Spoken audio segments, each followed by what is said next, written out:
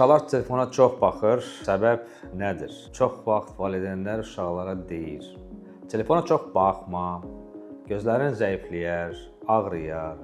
Gəlin açıq danışaq. Biz böyüklər gün ərzində telefona daha çox baxırıq. Uşaqlar da bizdən nümunə götürür. Uşaqları danlamaqla nəticə əldə etməzsiniz.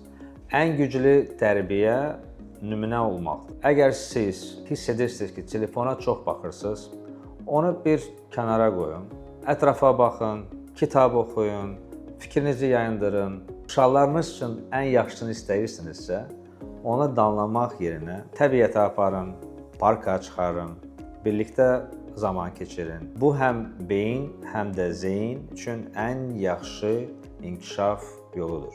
Hamı deyir, mən uşağım üçün ölməyə hazıram. Bəs uşağınız üçün düzgün yaşamağa həqiqətən hazırsınızmı?